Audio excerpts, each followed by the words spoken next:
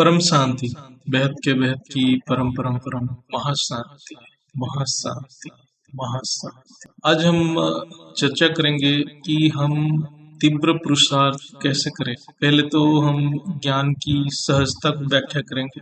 जो बेहद की परम ज्ञान जो दादाजी ने हमें दिए हैं, ये बहुत सहज है, प्रैक्टिकल है। जब इसको उस रीति से समझेंगे तब हम समझ पाएंगे कि हम तीव्र पुरुषार्थ कैसे करेंगे। आज हमारे सामने ऐसे घटना घट रहा है, अर्थात समय इतना संवेदनशील है कि ज्ञानी भी थोड़ा बहुत विचलित हो जाता है। ज्ञान मार्ग है ही सत्य को स्पष्ट सामने देखना और सहने की शक्ति को बढ़ाना। जैसे सागर हर लहर को अंदर समा लेता है, ऐसे ही अच्छा या बुरा को अंदर समा लेना है और भावातीत होना है। हमारा चर्चा प्रकृति, पुरुष, आकाश तत्व के ऊपर बहुत हुआ है। दादाजी इतने गहरे ज्ञान दिए हैं कि इस धरती से मुक्ति के लिए पर्याप्त है। दादाजी बेहद की आत्माओं के सामने एक परम प्रकाशमय स्वरूप है।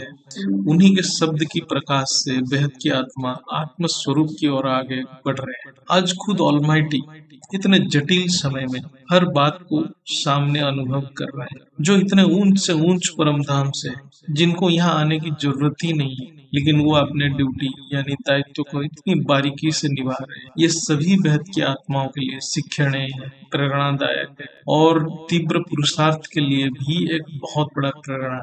भक्ति मार्ग में गीत गाते हैं, अच्युतम केशवम राम नारायण, यानी जो कभी अपने स्वरूप से गिरता नहीं है वो अच्युत है, यानी अपने स्वरूप में हर पल टिका रहता है। जिनमें अनंत सहन शक्ति है, केवल उन्हीं को ही अच्युत कहा जाता है। यानी कितने भी कठिन समय हो, थोड़ा भी डगमग नहीं होना ही अच्युत है। वो सुप्रीमली परफेक्ट है।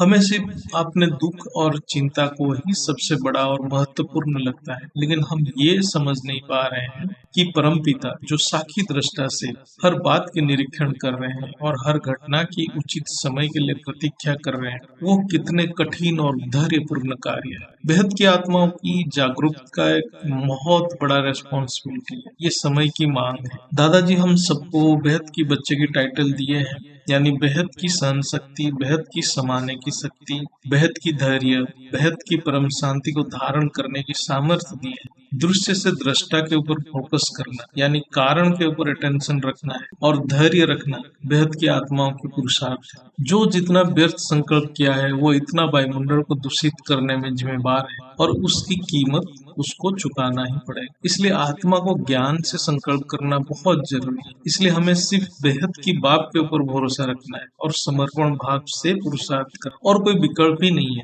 अभी जो समय चल रहा है, अब केवल तमोगुण दिनों दिन वृद्धि हो रहा है। इसका कारण सबको पता है। कोई सोचे कि मैं थोड़ा सा मीठा खा लूं तो इसके साथ उसको डायबिटीज भी खाना पड़ेगा। ये अभी की प्रकृति की स्थिति है। प्रकृति अपने अंदर अत्यंत नकारात्मक ऊर्जा को और ज्यादा समय तक नहीं रख सकता। यही समय है जो सारे नकारात्मक ऊर्जा काल बन के रिटर्न हो रहा है। यही अंतिम समय की सूचना है। आत्मा की रिटर्न जर्नी तभी पूरा होगा जब आत्मा आने के समय जो जो संकल्प किया था वो सबको अपने अंदर रिटर्न में ले ले, यानी समा ले। यही कर्म भुगचुक्त है, ये संकल्प की खेल है। ये बात दादाजी आज से 25 साल पहले समझाए थे, लेकिन अब हम प्रत्यक्ष दृश्य से समझ गए हैं, क्योंकि आज प्रकृति साक्षात काल रूप में सामने खड़ा है। अब थोड़ा हमारे पुराण से कुछ समझते हैं। जो पुराण में घटनाएं घटी हुई है उससे बहुत कुछ समझ मिलता है। तो हम ये सोचें कि इससे पहले आज जो हम देख रहे हैं, आज परिस्थिति इतना खराब लग रहा है,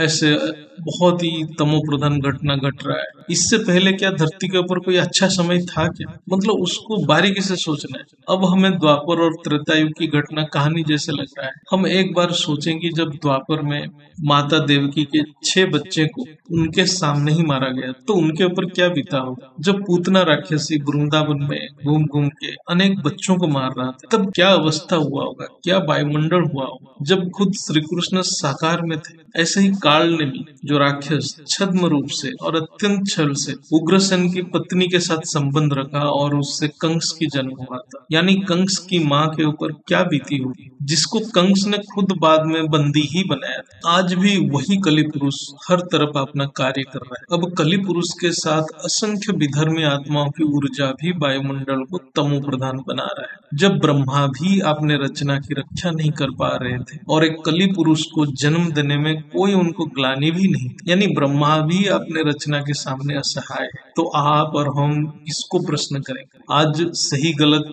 किसको पूछेंगे? सारे सत्ता यानी तंत्र कली के प्रभाव में, जन सत्ता दिशाहीन है, धर्म सत्ता अहंकार में चूर है और धर्म पिता लड़ने में व्यस्त है, यानी परमाणु लड़ाई की पूरी तैयारी में है। राज सत्ता भी खोखले हो चुका है। आज कहीं भी न्याय नहीं मिले, न्यायाधीश खुद न्याय मांग रहे हैं। आज आप देखिए कि न्यायालय का क्या हाल, जो जजेस हैं, न्यायाधीश हैं, वो क्या कार्य कर रहे हैं, सबको पता है। अज्ञान रूपी अंधकार में न्याय की बात करना मूर्खता है।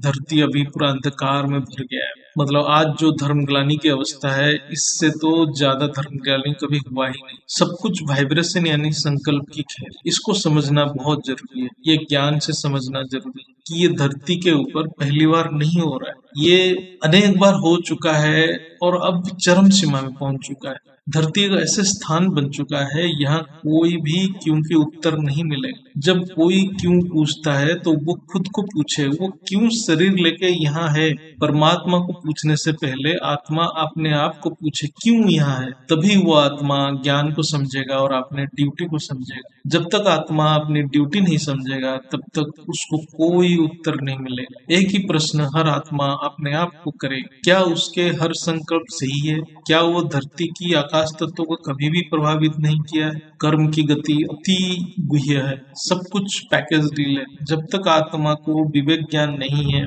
वो अपने हर संकल्प और कर्म को सही ठहराता रहता है और अनेक कर्म बंधन करता रहता है और आकाश तत्वों को भी प्रभावित करता है। जब ज्ञान समझ में आता है तभी वो जान पाता है कि वो वायुमंडल को नकारात्मक बनाने में एक प्रतिभागी है। कम हो या ज्यादा हो, लेकिन वो भी एक प्रतिभागी है। इसलिए अपने ऊपर अटेंशन देना बहुत जरूरी है। बाहर क्या घट रहा है वो जानने से पहले अपने अंदर क्या घट रहा है उसको महसूस करना बहुत जरूरी है। आज प्रकृति के ऐसा हालात है कि किसी के अंदर एक कण विकार है तो वो एक सेकंड में एक बहुत बड़ा आकार लेता है, क्योंकि आकाश तत्व में विकार ही विकार पड़ा है, वो उसके साथ जुड़ जाते हैं। एक विकार अनेक विकार को आकर्षित कर रहा है। बहुत सावधानी बरतनी है, यानी एक छोटा सा विकार कब बृहत रूप धारण करके आत्मा को ग्रास लेगा वो नहीं जान सकते। प्रकृति बहुत सूक्ष्म रूप से कार्य करती है, वो हम जानने से पहले हमारे अंदर विकार को वो प्रकृति तुरंत रिकॉर्ड कर लेता है। प्रकृति बहुत परफेक्ट है, वो हर कार्य नियम से करती है। जो कभी मजा लिए हैं वो सजा बन के प्रकट होता है। इसलिए धैर्य के साथ संकल्प के ऊपर अटेंशन रखना है, निरंतर बाप की याद में रहना है, यही एक ही तपस्या है। दादाजी ने बताए हैं कि रावण जैसे आत्मा 40,000 साल तक अत्याचार करने के बाद श्री राम जी की आगमन हुआ। श्री राम जी को जब पता चला होगा कि वही रावण उनके पत्नी को हरण किया है तो उनकी मनोस्थिति क्या होगी। आज हमें वो सब घटना कहानी लग रहा है। जब ये सब सुनते हैं तो हम ये सोचते हैं कि श्री राम जी तो अवतार थे, वो सब सहन कर लेते होंगे। यही सच है, उनमें अदम्य सहन शक्ति था। अभी सभी बेहद की आत्माओं को भगवान बनने की समय आया है। सारे बेहद की आत्मा अवतार हैं, उनकी अपनी अवतार कार्य करना बाकी। बेहद की आत्मा और 33 करोड़ आत्माओं को जागरूक होना ही पड़ेगा। अपनी आत्मा को जागरूकती करना और संकल्प से वायुमंडल में प्रभाव डालना, क्योंकि हमारे संकल्प वायुमंडल को जब तक प्रभावित नहीं करता है तब तक हम अपने चारों तरफ जो दृश्य बन रहा है वो उसको हमें देखना पड़ेगा, सहना पड़ेगा। ये बेहद की आत्माओं की सृष्टि के प्रति ऋण है, यानी उनको ही प्रकृति को सत्व बनाने की निमित्त बनना है। प्रकृति भी उसी प्रतीक्षा में है। जब तक प्रकृति को परम शांति वाइब्रेशन से शांत नहीं करेंगे, वो किस रूप में आत्माओं के ऊपर प्रभाव डालेगी और अपने संचित कर्म के रिटर्न गिफ्ट देगी, कोई बता नहीं सकता। इसका एक ही उपाय है, दादाजी के परम ज्ञान और उनके साकार रूप की ज्ञान से पहचान। परम पिता को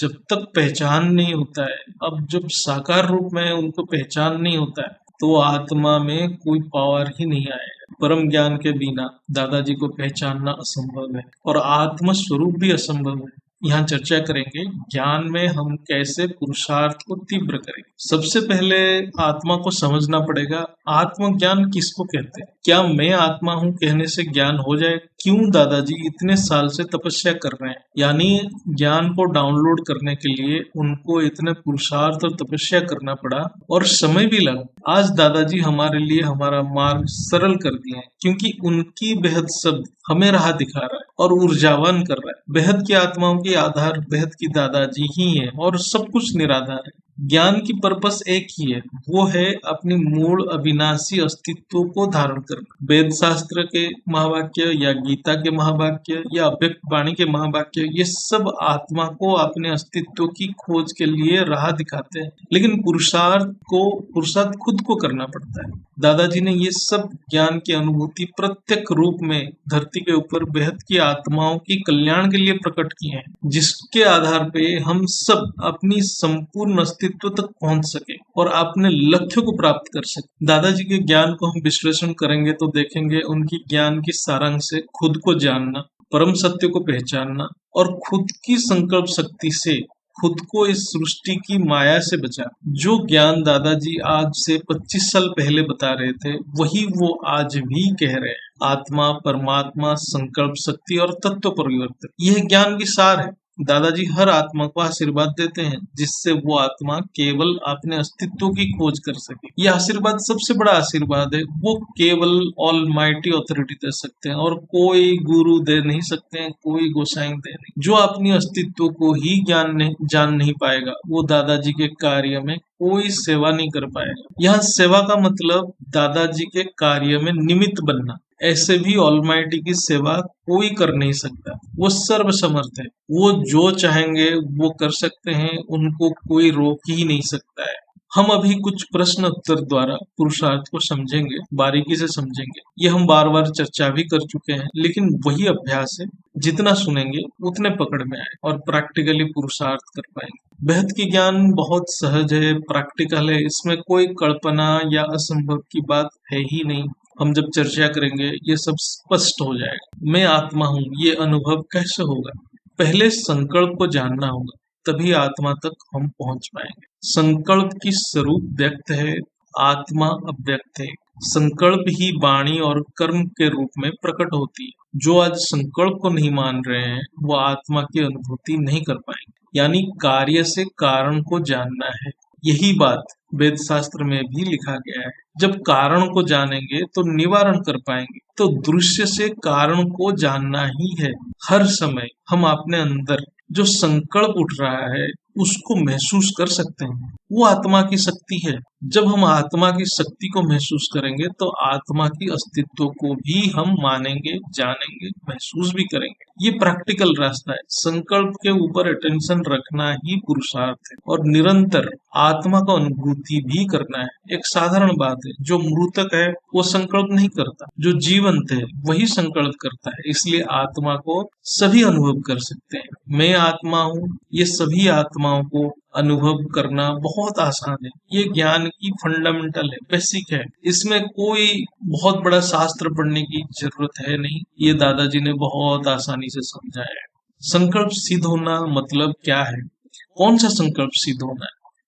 पहले तो जानना है संकल्प कहाँ से निकल रहा है, अर्थात संकल्प की उद्गम स्थली क्या है। हर संकल्प में आत्मा की ऊर्जा खर्च होता है, इसमें कोई शंका नहीं। यानी संकल्प मतलब आत्मा की ऊर्जा। लेकिन संकल्प ज्ञान स्वरूप में हो रहा है या सोचना स्वरूप में हो रहा है, वो महत्वपूर्ण है। ये दोनों अलग अलग डिपार्टमेंट है, इसको समझना जरूरी है। एक जड़ से उत्पन्न होता है, एक चेतन की स्वरूप है। जैसे मुझे सुख मिले, मेरा बेटा की शादी हो जाए, मैं एक बड़ा मकान खरीद लूं, ये सब सोचना स्वरूप की संकल्प है। दादाजी ये सब सिद्ध होने के लिए ज्ञान दिए ही नहीं, ये पहले समझना जरूरी है। केवल ज्ञान स्वरूप संकल्प को सिद्ध करना ही बेहद की आत्मा का लक्ष्य होना है। वो आत्मा की लक्षण यानी स्वभाव बनेगा। स्वभाव मतलब संस्कार परिवर्तन होगा। इसलिए संकल्प के ऊपर अटेंशन रखना हमारा एक ही पुरुषार्थ है। संकल्प से धीरे धीरे आत्मा तक जाना है, फिर हमारे अंदर संस्कार को परिवर्तन करना है।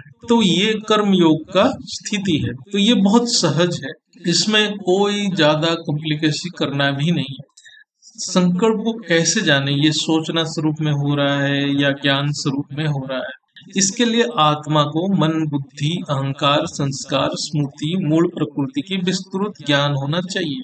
ये दादाजी ने बहुत विस्तार से सरल शब्द में प्रकट किए हैं, तो उनके वीडियो को बार बार देखें, उसको समझें, उससे आत्मा वेद शास्त्र की गहराई में चला जाएगा। दादाजी ने बहुत पहले आत्म स्वरूप की अनुभूति तो कर चुके थे, फिर ज्ञान उतारने के लिए इतने समय क्यों लगाए? वो संपूर्ण बेहद सृष्टि के ज्ञान को उतार रहे थे, जिसकी बहुत छोटा सा अंश ये वेद शास्त्र इत्यादि में है। बेहद के ज्ञान अनुभव की ज्ञान है, वो कहीं भी लिखा नहीं मिलेगा। वेद शास्त्र थ्योरी है, लेकिन उसको ही जो झूठा बोलेगा, यानी ज्ञान की फाउंडेशन को ही नकार देगा, तो उसको आत्म स्वरूप की ओर वो जा ही नहीं पाएगा। तो वो आत्मा आत्म स्वरूप के बदले माया में फंसता जाएगा, जो आज बीके में भी हो रहा है और अन्य बहुत संस्था में यही हो रहा है। जो आज बीके में हो रहा है, ऐसे बहुत जगह पे हो रहा है, क्योंकि वो वेद शास्त्र को मूल अर्थ को नहीं समझ पा रहे। जब तक साकार बाप को पहचान नहीं होगा, ज्ञान को, बेहद की ज्ञान को समझ नहीं होगा, तो वो वेद शास्त्र को गहराई को भी समझ नहीं पाएगा। बापूजी बहुत विस्तार से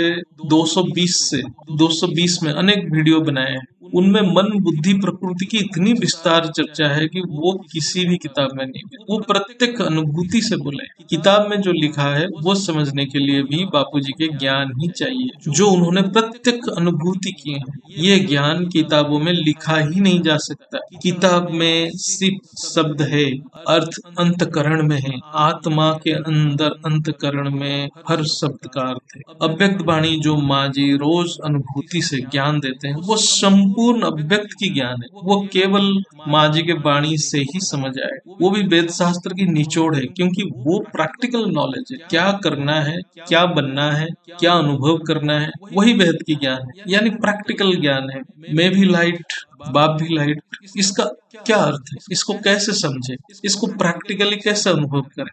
ये कोई स्थूल लाइट नहीं है जो हम कोई लाइट जला के उसको देखते रहे। ये अंतकरण की प्रकाश है, जो अंदर अनुभूति होता है। जब आत्मा ज्ञान की गहराई में जाता है और अपने स्वरूप को पहचान करता है, तभी ये अनुभूति होता है। यानी वो अपने स्मृति को जागृत करता है, तो बाप की उतनी ही निकटता महसूस करता है, तो बाप की प्रभाव उसके ऊपर उतना होता है। वो प्रभाव शक्ति के रूप में मन में हल्कापन लाता है। ये परम प्रकाश की प्रभाव है आत्मा के। ये केवल अनुभूति होगा, स्थूल चक्षु की इसमें कोई रोल नहीं है। कुछ भी स्थूल या सूक्ष्म दृश्य यानी अग्नि तत्वों की सर्जन है। अग्नि को देख सकते हैं, परम अग्नि को महसूस होती है। यही ज्ञान की पॉइंट है, यही लाइट का कॉन्सेप्ट है। ये सूक्ष्म है। परम ज्ञान में प्रेम क्या है? ज्ञान बिना भक्ति यानी प्रेम अंधविश्वास बन जाता है। अर्थात अंधेरे में विश्वास करने को अंधविश्वास कहा जाता है, जो आज की धर्म सत्ता में दिख रहा है। हर मंदिर, मस्जिद, चर्च, उसके बहुत बड़े बड़े उदाहरण है। वह अंधाधुन अंधेरे में विश्वास कर रहे हैं, जहाँ कोई प्राप्ति नहीं है। जब ज्ञान होता है, तब असल में विश्वास होता है। ज्ञान यानी सृष्टि के नियम को बारीकी से समझना। हर डायमेंशन की नियम बुद्धि में प्रत्यक्ष हो जाना ही ज्ञान है। हर कारण को बोध करना ही ज्ञान है। परम प्रकाश यानी परम ज्ञान में विश्वास को ही निश्चय बुद्धि कहा जाता है। जो अंधविश्वास है, वो ज्ञान में जब हम हर चीज को बुद्धि से जान लेते हैं, उसको निश्चय बुद्धि कहा जाता है। जहाँ निश्चय होता है, वहाँ आत्मा जुड़ता है। संशय में आत्मा की कनेक्शन ही नहीं होता है। संशय यानी अशुद्ध बुद्धि। सनातन ज्ञान के हिसाब से दो विभाग है, एक है जड़ और एक है चेतन। एक विभाग है जो उत्पन्न हो रहा है, यानी पहले नहीं था, वो सर्जन हुआ, फिर वो विसर्जन भी होता है। वो जड़ का विभाग है, अचेतन का विभाग है। जड़ की प्राप्ति के लिए अर्थात उत्पन्न वस्तु की प्राप्ति के लिए क्रिया की आवश्यकता है, कर्म की आवश्यकता है। यानी हम जो संसार में शरीर से कर्म करते हैं, उससे केवल जड़ की प्राप्ति हो सकती है। धन, संपत्ति, प्रतिष्ठा, सिद्धि इत्यादि कर्म से प्राप्त होती है। कर्म कांड से परम पिता प्राप्ति प्राप्ति असंभव है, यानी कोई भी कर्म से परमपिता को हम प्राप्त नहीं कर सकते हैं, उनकी प्राप्ति हो ही नहीं सकता है। इसलिए परमपिता केवल कर्मातीत अवस्था में ही प्राप्त होते हैं। सृष्टि की दूसरी विभाग है जो पहले से ही है, ना कभी उत्पन्न हुआ है ना कभी विनाश होता है, यानी जिसकी न सर्जन है या विसर्जन है, जो नित्य निरंतर अनादि अविनाशी है, उसको केवल जानने और मानने की आवश्यकता है, क्योंकि वो अव्यक्त चेतन शक्ति है। यहाँ स्वयं को जानना है और परम पिता को मानना है। परम ज्ञान मार्ग में बेहद की बात को ज्ञान से ही पहचानना है, केवल ज्ञान से। इसका भी अर्थ समझना जरूरी है। स्वयं को जानना अर्थात अपने आप को अपने संकल्पों के ऊपर अटेंशन देते देते अनुभव करना है। बेहद की बात को ज्ञान से निश्चय होना है, क्योंकि बेहद की बात परम सत्ताधीश है। उनकी मूल स्वरूप को कोई भी ये स्थूल शरीर में धरती के ऊपर प्रत्यक्ष महसूस नहीं कर सकता है। उनको ज्ञान से मानना ही पड़ेगा। अपने आप को महसूस हम कर सकते हैं, लेकिन बाप की परम सत्ता को नहीं। उनको केवल ज्ञान से हम अनुमान कर सकते हैं। जो बेहद की ज्ञान को बुद्धि में बोध कर लिया है वही केवल मानेगा। इसलिए केवल ज्ञान ही बाप की पहचान है। ज्ञान योग, कर्म योग, भक्ति योग की संज्ञा क्या है? बेहद की योग को हम कैसे समझें? ज्ञान योग में विवेक बुद्धि प्रधान है, यानी आत्मा परमात्मा की ज्ञान बुद्धि में रहना बहुत महत्वपूर्ण है। ज्ञान योग के लिए जिसके बुद्धि ये ज्ञान को धारण किया है वो केवल ज्ञान योग कर सकता है। भक्ति या प्रेम योग में विश्वास प्रमुख है।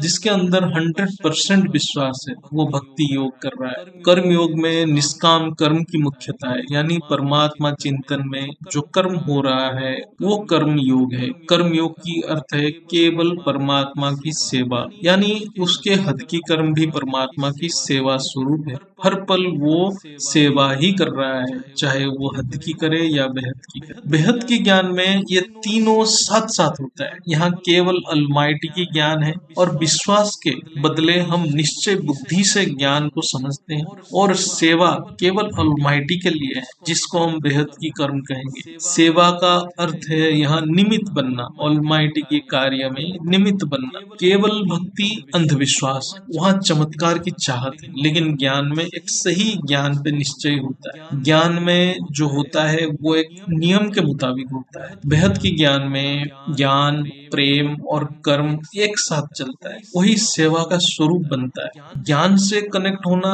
बहुत महत्वपूर्ण है, नहीं तो प्रेम मोह बन जाएगा, फिर सोचना स्वरूप बन के आत्मा अनेक संकल्प, व्यर्थ संकल्प में फंस जाएगा। इसलिए ज्ञान को समझना बहुत जरूरी है। इसका कारण है ज्ञान विस्मृत होते ही आत्मा भाव में आएगा, यानी इच्छा से ग्रसित हो जाता है, तभी आत्मा मोह और सोचना स्वरूप बन जाता है। इसके लिए अभ्यास चाहिए। अभ्यास भी एक ही, अपने संकल्पों के ऊपर अटेंशन रखें। ये परम ज्ञान मार्ग प्रैक्टिकल है, केवल भक्ति या केवल ज्ञान थ्योरी है। वेद शास्त्र केवल ज्ञान की बात करते हैं, यानी अहम ब्रह्मास्मि। इसमें कोई प्रेम, स्नेह या किसी के प्रति कनेक्शन नहीं होता है, इसलिए ये थ्योरी है। थ्योरी यानी वेद शास्त्र केवल बौद्धिक स्तर के एक आदर्श की बात करते हैं। वहाँ किससे जुड़ने की कोई फीलिंग या संकल्प नहीं आता है। वहाँ अनंत की बात करते हैं, अनंत शक्ति की बात करते हैं, और उसकी कोई कल्पना भी नहीं कर सकता है, उसकी पूरी ज्ञान भी नहीं है। लेकिन बुद्धि को शुद्ध और परम सत्य पे निश्चय करने के लिए वेद शास्त्र को समझना बहुत जरूरी, नहीं तो बुद्धि स्थूल जगत से ऊपर उठ ही नहीं पाएगा। क्योंकि वेद शास्त्र एक हमें लॉजिक देता है, एक युक्ति देता है कि हमारे जो बुद्धि, मन बुद्धि को कैसे हम समझे और उसको ये स्थूल जगत से कैसे ऊपर लेके जाए, लेकिन उसकी अंतिम स्थिति तक नहीं पहुंचा पाता है वेद शास्त्र, क्योंकि वो नेति नेति में खत्म हो जाता है वेद शास्त्र। भक्ति यानी मूर्ति या गुरु में भगवान को देख, ये भी थ्योरी है, क्योंकि आत्मा को ज्ञान से पता ही नहीं है कि ये सच्चा गुरु है कौन, ये गुरु या भगवान किसको कहा जाता है, वो कैसे काम करते हैं, उनकी कार्य क्या है, उनकी लक्ष्य क्या है, कुछ भी नहीं जानता है। भक्ति मार्ग में, भक्ति मार्ग में सिर्फ वो भीख मांगता रहता है कि मुझे वो मिल जाए, डर रहता है कि मुझे बचा लो। ये बात सही है, समर्पण बुद्धि है, लेकिन वो ज्ञान से कुछ समझ ही नहीं पाता। बेहद की परम ज्ञान मार्ग जो दादाजी बताए हैं, यहाँ परमपिता को ही सही मायने में परमपिता के रूप में प्रैक्टिकली देखना है, यही बेहद की ज्ञान। यहाँ ज्ञान से स्पष्ट है बेहद की बाप कौन है, उनके लक्ष्य क्या है, उनकी कार्य प्रणाली क्या है, वो कहाँ से आए हैं। बेहद की ज्ञान मार्ग प्रैक्टिकल है। यहाँ खुद साकार में बाप अपनी अस्तित्व की ज्ञान खुद दे रहे हैं। जब तक आत्मा को दादाजी के साकार स्वरूप की पहचान नहीं है, वो केवल थ्योरी यानी निराधार वस्तु की प्रतीक्षा कर रहा है। कोई निश्चय नहीं है, यानी कोई प्रैक्टिकल ज्ञान नहीं है। इसके लिए आज बीके की ज्ञान भी एक थ्योरी ही है। जहाँ केवल थ्योरी है यानी केवल बातें, कोई ज्ञान के अनुभव नहीं है, समझ नहीं है, सत्य की पहचान नहीं है, वो थ्योरी है यानी एक सिद्धांत है, केवल कल्पना बन के रह जाता है, उससे कोई प्राप्ति नहीं होती है। असल में वो असत्य को पकड़ के बैठे हैं, संपूर्ण सत्य से बहुत दूर है। ज्ञान प्रैक्टिकल है और सरल है, नहीं तो केवल कल्पना बन के रह जाएगा। बेहद की ज्ञान सबसे सरल, सहज और प्रैक्टिकल है। ज्ञान की सार है, कोई भी क्रिया या कर्म से परमपिता की प्राप्ति नहीं हो सकता। क्रिया से केवल जड़ की प्राप्ति होती है। कर्मकांड प्राथमिक अवस्था है, चाहे वो यज्ञ या कोई मंत्र जाप हो या किसी की भी मूर्ति पूजा या भक्ति हो।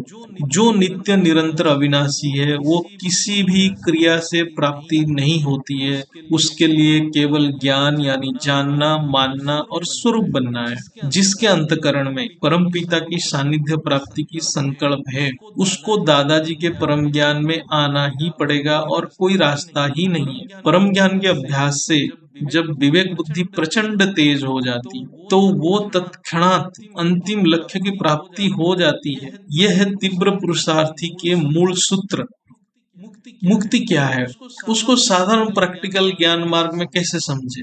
जब मैं अपने आप को शरीर मानता हूँ, तब तक मुझे मरने की डर है। जब तक शरीर मानता हूँ तो इच्छा है, जब तक इच्छा है तब तक विकार है। जब आत्मा इच्छा और डर से मुक्त होगा, तभी आत्मा विकार मुक्त हो जाती। यही मुक्ति है, ये प्रैक्टिकल ज्ञान है। इसके लिए कोई मंत्र या यज्ञ करने की जरूरत नहीं, केवल ज्ञान है तो ज्ञान है, ये सहज ज्ञान है। इसके लिए कोई वेद शास्त्र पढ़ने की भी जरूरत नहीं है, ये अनुभव की ज्ञान है। ज्ञान मार्ग की प्रैक्टिकल पुरुषार्थ क्या है, बेहद की बाप की याद यानी स्मृति स्वरूप में रहना, यही ज्ञान मार्ग में भक्ति है।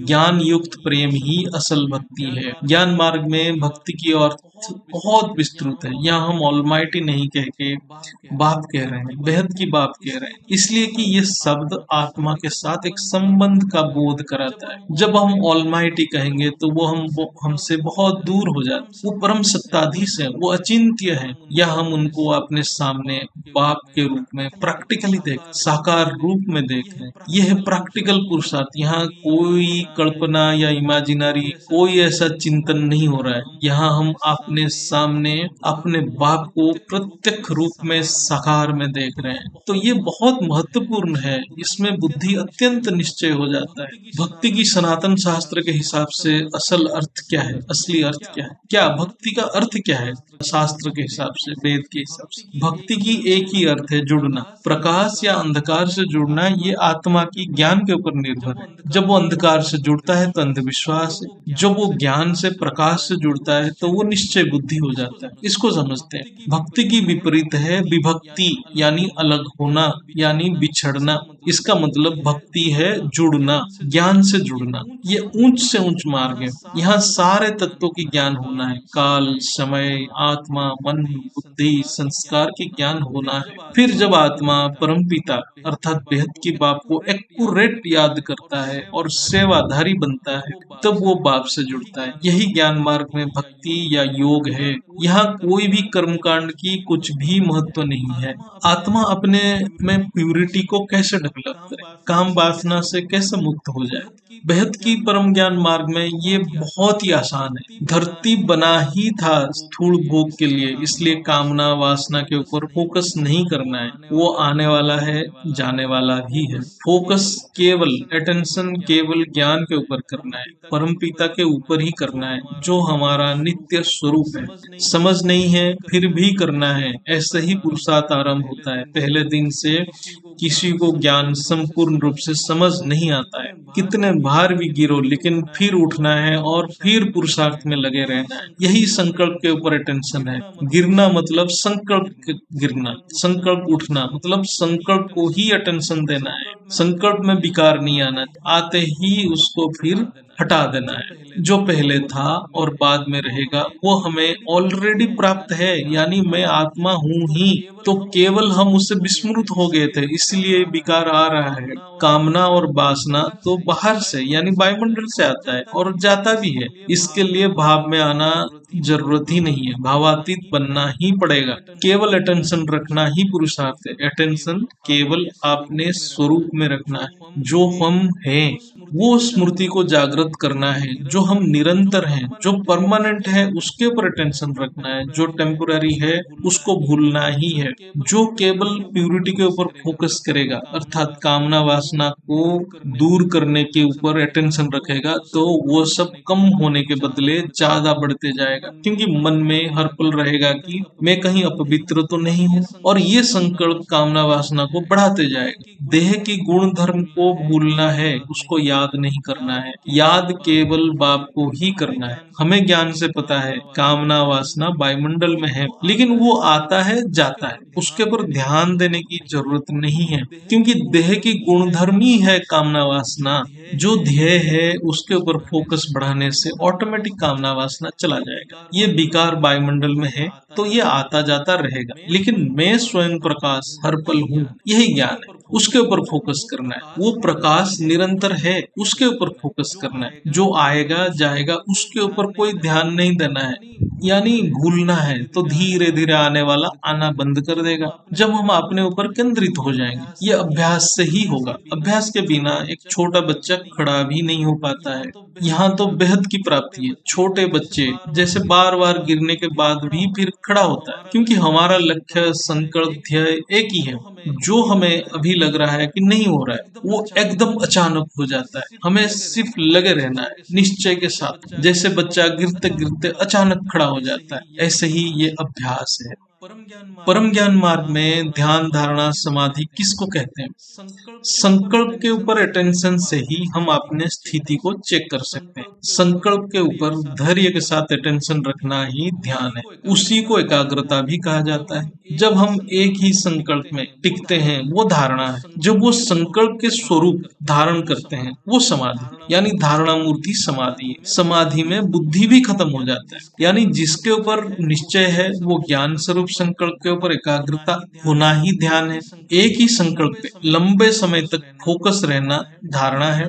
फिर अंत में वो स्वरूप बन जाना समाधि है। पहले ज्ञान पे निश्चय है यानी जानना, लंबे समय तक टिके रहने के लिए पावर चाहिए, इसके लिए परम पिता को मानना है। फिर स्वरूप बनना यानी समाधि है, वो स्व परिवर्तन है, यानी व्यक्त में अव्यक्त का अनुभव करना ही समाधि है। ये योग सूत्र की सार है। इतने बड़ा योग शास्त्र पढ़ने की कोई जरूरत नहीं, बस इतने में ही पूरा योग शास्त्र की ज्ञान खत्म हो जाता है। इसलिए प्रैक्टिकल बहुत शॉर्टकट है। थ्योरी लंबा है, शास्त्र लंबा है, लेकिन प्रैक्टिकल बहुत शॉर्टकट है। इसलिए वाणी में है वेद शास्त्र आटे में नमक बराबर, यानी थ्योरी लंबा है लेकिन समझने से प्रैक्टिकली इसमें कार्य नियुक्त करना बहुत कम रहता है। मतलब बहुत सट में इसको हम कार्य में ला सकते हैं। इसको अभ्यास करना यानी कितने समय हम संकल्प में टिके रहते हैं, फिर स्वरूप बन रहे हैं कि नहीं, यही अपने आप में ऑब्जर्व करना है और परफेक्ट बनते जाना है। ये प्रैक्टिकल पुरुषार्थ है, कोई असंभव या इम्प्रैक्टिकल बात नहीं। जैसे लोभी या कंजूस एक पैसे की नुकसान नहीं चाहता, ऐसे ही संकल्प को भी नुकसान नहीं करता है, तभी पुरुषार्थ तीव्र होता है। और ये समय तीव्र पुरुषार्थ की समय है। ज्ञान के हिसाब से जब तक अग्नि तत्व परम अग्नि नहीं बनेगा तब तक काम विकार खत्म नहीं होगा, लेकिन उसकी उपाय है परम पिता की याद। ज्ञान यानी हमने ज्ञान जान लिया, उसको कार्य में लाना पुरुषार्थ। जिस समय ज्ञान अंतकरण में बोध हुआ उस समय स्वरूप बन जाना, यही पुरुषार्थ। जैसे हमें बोध हुआ कि हम स्थूल शरीर है तो उस शरीर से कर्म करने लग जाते हैं, ऐसे ही जब बोध होता है कि मैं परम पिता की संतान हूँ तो परम धाम में संकल्प करना है। ये आसान है, पलक झपकते ही स्वरूप बन जाना है। यानी जैसे माँ जी बोल रहे हैं परम प्रकाश को नीचे उतारो तो वो स्वरूप बन जाना है। संकल्प सिद्ध हो रहा है या नहीं हो रहा है ये बाप की ड्यूटी है। स्वरूप बनना अपना ड्यूटी है, ये पुरुषार्थ है, यही हमारा पुरुषार्थ है। स्वरूप बनना यानी निश्चय बुद्धि, इसलिए अव्यक्त वाणी में है निश्चय बुद्धि वैजंती माला। जैसे छोटा बच्चा को पता नहीं वो घोड़ा खड़ा हो रहा है या गिर रहा है, लेकिन जो बोला जाता है वो करता रहता है, वो जानता भी नहीं कब खड़ा हो पाएगा और अचानक एक दिन खड़ा हो जाता है। ऐसे ही यही ज्ञान मार्ग है, ये परम ज्ञान बेहद की ज्ञान मार्ग भी ऐसे ही है। बेहद के बच्चे भी ऐसे ही अभ्यास करते रहते हैं, निरंतर बाप की श्रीमत पे चलते रहते हैं। ज्ञान समझने में समय लगता है, स्वरूप बनने में कोई समय नहीं चाहिए, वो वर्तमान में है। अंतिम लक्ष्यों को सामने रखना है। जब लक्ष्य एक ही है और बुद्धि में निश्चय है तो बेहद की आत्मा को कोई ताकत रोक ही नहीं पाएगा, क्योंकि उसके साथ खुद परमपिता है। परमपिता की ड्यूटी है संकल्प को सिद्ध करना, लेकिन केवल ज्ञान स्वरूप संकल्प, इसलिए हर कार्य वह ही पड़ा है। स्वरूप बनना यानी समाधि है, तब जानना मानना सब कुछ खत्म हो जाता है। समाधि समाधि तक बुद्धि या ज्ञान के आधार है समाधि तक पहुंचने के लिए, लेकिन समाधि में सभी आधार की अंत हो जाए, सब निराधार हो जाता, तब केवल बाप ही आधार है। उस समय ना मैं बुद्धि हूँ, ना मन हूँ, ना संस्कार हूँ, मैं सिर्फ स्वरूप हूँ, बाप की स्वरूप हूँ, वही धारणा मूर्त है। अभ्यास करते करते ये अचानक होगा, फिर पुरुषार्थ खत्म। पुरुषार्थ स्वरूप बनने तक की है, वही धारणा मूर्त है। हम सभी इसी पुरुषार्थ में लगे रहेंगे तभी हम निमित्त बन पाएंगे। निमित्त बनना एक बहुत ऊंची प्राप्ति है। आत्मा तो सभी को प्राप्त है ही, लेकिन निमित्त बनने के लिए पुरुषार्थ है। बीके की ज्ञान और बेहद की ज्ञान में क्या अंतर है, वो हम बहुत संक्षिप्त में चर्चा करें। बीके की ज्ञान में संपूर्णता नहीं है, क्योंकि उसका 3-4 कारण हम यहाँ बताते हैं। वो ज्ञान बेहद की बाप साकार में नहीं दी है, वहाँ साकार बाप की पहचान भी नहीं है।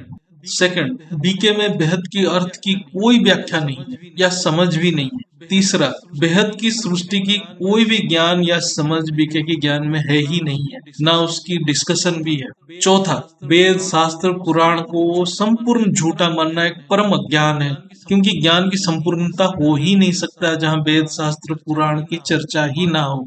पांचवा, आज की विज्ञान की तथ्यों को भी वो झूठा मान रहे हैं, यानी विज्ञान की तथ्य भी उनके ज्ञान में प्रमाणित नहीं हो रहा है। जैसे 5000 साल की ड्रामा, ये तो बहुत ही एक छोटा सा चीज है। ऐसे बहुत सारी बातें जो वहाँ विज्ञान सम्मत नहीं है। तो आज की स्थिति ऐसा है कि वो ना परम सत्य को जान रहे हैं, ना प्रैक्टिकल बात भी नहीं कर रहे। उनको प्रैक्टिकल भी होना चाहिए आज के समय के हिसाब से। साकार बाप की पहचान के अभाव और ज्ञान के अभाव से बीके में सबसे पहले केवल पवित्रता के ऊपर इतना महत्व देने लगे, कामना वासना को हटाने के लिए इतना महत्व देने लगे कि बीके की ज्ञान इम्प्रैक्टिकल हो गया। वहाँ अभी भी देहवान की ज्ञान है। सारे पवित्रता देह के ऊपर जब फोकस करने लग गए तो देहवान कभी जाएगा ही नहीं, क्योंकि बुद्धि में देहवान दृढ़ होते जाएगा। जब हम केवल देह की पवित्रता के ऊपर फोकस करेंगे और शादी करना की नहीं करना उसके ऊपर चर्चा ही करेंगे, तो बुद्धि में देह की रंग रूप इत्यादि दिखेगा और कामना वासना कभी जाएगा ही नहीं। ये तो देह का गुण ही है। शादी करना या ना करना एक सामाजिक व्यवस्था है, इसका ज्ञान के साथ कोई संबंध ही नहीं है। दूसरी बात जो सबसे महत्वपूर्ण है वो है बीके की ज्ञान को बेहद की बाप साकार में ही नहीं दिए हैं। वो ज्ञान में बेहद की ज्ञान की कोई भी समझ नहीं है, ना उसकी व्याख्या है ना उसकी चर्चा है, क्योंकि बेहद की अर्थ भी समझाया नहीं गया है। जब ज्ञान में कमी होगी तो माया तो प्रवेश करेगा ही, इसलिए आज वहाँ माया पलप रहा है, ये सब देख रहे हैं। ज्ञान ही पावर है, वो पावर ही माया को खत्म करता है। हर ज्ञान को प्रैक्टिकली अप्लाई करना है, नहीं तो वो एक कल्पना बन के रह जाता है। सिर्फ उसको सभी चर्चा करेंगे लेकिन स्वरूप नहीं बन पाएंगे, क्योंकि वो प्रैक्टिकल नहीं है, परम सत्य नहीं है। जो सत्य नहीं है उसको आत्मा धारण ही नहीं कर सकती। जिस ज्ञान में कोई लॉजिक नहीं है, कोई वेद शास्त्र सम्मत नहीं है, विज्ञान सम्मत भी नहीं है, तो वो इम्प्रैक्टिकल ज्ञान है, वो धारण नहीं होगा, वो एक कल्पना या इमेजिनेशन है। इसमें आत्मा जो परम शुद्ध है वो जुड़ेगा ही नहीं। अपवित्रता और भोग की इच्छा आकाश तत्व में है, यानी आज जो हम कामना वासना की बात कर रहे हैं वो आकाश तत्व में पड़ा है, धरती के आकाश तत्व और पृथ्वी तत्व में तो भरा हुआ है। इसको प्रैक्टिकली कोई हटा ही नहीं सकता है, ये समय के साथ बढ़ता जाता है। जैसे आत्मा वो विकार और वासना को हटाने की प्रयत्न करेगा, तब आत्मा का अटेंशन वो विषय विकार के ऊपर ज्यादा जाएगा और वो विकार बढ़ता जाएगा। पवित्रता के नाम पे बीके में केवल विषय विकार के ऊपर बहुत फोकस्ड हो गए, उसके लिए अनेक रूल बनाने लगे। शादी नहीं करना है, घर छोड़ना है, ये खाना नहीं है इत्यादि, जिससे आत्मा स्थूल देह में ज्यादा अटेंशन देने लग गया और सारे संकल्प स्थूल में ही होने लगे। विषय विकार को हटाने के उपाय एक ही है, उसके ऊपर ध्यान ही हटाओ और ज्ञान के ऊपर लगाना है, क्योंकि ध्यान हम किसी ना किसी के ऊपर लगाएंगे तो वो ज्ञान के ऊपर ही लगाना है, विकार के ऊपर नहीं लगाना है। चाहे हटाना हो या नहीं हो, ये सब जो भी है उसके ऊपर फोकस ही नहीं करना है। इसलिए दादाजी बार बार दोहराते हैं, देह और देह की संबंध को भूलना है। ज्ञान को महत्व नहीं देके केवल पवित्रता यानी देह की पवित्रता के ऊपर महत्व देने से सारे कचरा फैल गया। अव्यक्त वाणी में संस्कार परिवर्तन की ज्ञान है, जो आत्मा समझ गया उसको फायदा हुआ, लेकिन जब तक आत्मा बेहद की ज्ञान को नहीं समझेगा और साकार बाप की सम्मुख नहीं होगा, वो अव्यक्त वाणी को प्रैक्टिकल रूप में समझ भी नहीं पाएगा। अपवित्रता के नाम पे शादी नहीं करना, बाहर खाना नहीं खाना, दूसरे से नहीं मिलना, अपने आप को विश्व महाराज महारानी समझना और दूसरे की सेवा लेना, यही संस्कार बन गया, जिससे आत्मा देहभान और विकार से मुक्त हो ही नहीं पाया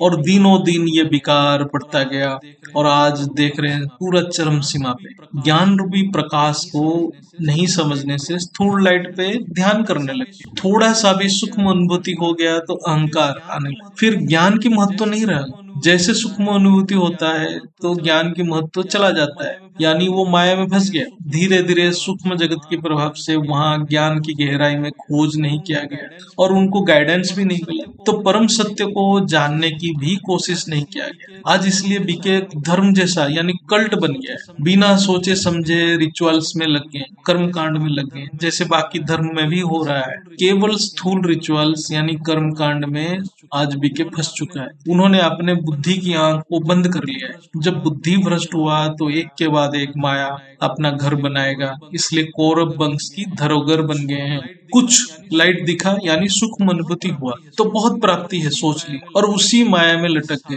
जबकि साकार बाप बेहद की ज्ञान सामने दे रहे हैं, लेकिन ना उनको सुनना है ना समझने की कोशिश करना है और अपने अहंकार में फंसा रहे हैं। माया यानी अहंकार, सूक्ष्म माया ही माया की रॉयल रूप है, जो आत्मा को ज्ञान से बहुत दूर कर देता है। वेद शास्त्र की यथार्थ अर्थ को नहीं समझ पाने से अव्यक्त वाणी को प्रैक्टिकली एनालिसिस भी नहीं कर पाए, उल्टा उन्होंने वेद शास्त्र को झूठ मान लिया तो और ज्यादा दुर्गति हुआ। सूक्ष्म जगत की प्रभाव में वेद शास्त्र को झूठ मान लेने से अव्यक्त वाणी की यथार्थ अर्थ को प्रैक्टिकली ग्रहण नहीं हुआ, ना उन्होंने स्मृति स्वरूप बन पा रहे हैं, क्योंकि वो परम सत्य तक पहुंच नहीं पा रहे। अब बीके में हर बात स्थूल में हो रहा है। आज स्थूल दुनिया की हालात अत्यंत तमोह है और ज्ञान के अभाव से स्थूल जगत की सारे प्रभाव उन्हीं संस्था में बीके में आने लगा। जो आत्मा अभी भी बीके में है इन बातों को जरूर समझेगा। उनका लक्ष्य को उन्होंने जानना जरूरी है, क्योंकि वो आत्मा जो परमात्मा जो बेहद की बाप की खोज में आए थे, क्या उनको वहाँ बेहद की बाप मिला? क्या वो ज्ञान मिला? उनको खुद अपने आप को टटोलना है, क्या वो वहां पर सच में ज्ञान को प्राप्ति कर रहे हैं या कोई प्राप्ति है? तो नहीं है तो उनको ये बात को समझना पड़ेगा। ये वीडियो को देखें और समझें, क्या यहाँ जो चर्चा हो रहा है ये सत्य नहीं, तो उनको खुद समझना पड़ेगा। उनको कोई समझा नहीं सकता है। जब तक आत्मा बेहद की बाप की सम्मुख नहीं है, वो विशेष नहीं है, फिर अपनी पुरुषार्थ यानी कर्म के हिसाब से उसको फल भुगतना पड़ेगा। प्रकृति कठोर है, उससे बचने के उपाय है साकार बाप की सानिध्य। केवल परम पिता की स्मृति स्वरूप ही सत्संग है, यानी मैं ही वो हूँ। जब मैं नहीं रहेगा, केवल वो रहेगा, तब रिटर्न जर्नी कंप्लीट हो जाएगा। ये वीडियो बहुत लंबा हो गया है, लेकिन ये आपके साथ साथ मेरा भी उद्धार हो रहा है। परम शांति। दादाजी माँ जी को नमन बंदन, कोटि कोटि नमन बंदन, चरण स्पर्श। परम शांति, परम शांति, बेहद के बेहद की परम परम परम महाशांति, महाशांति।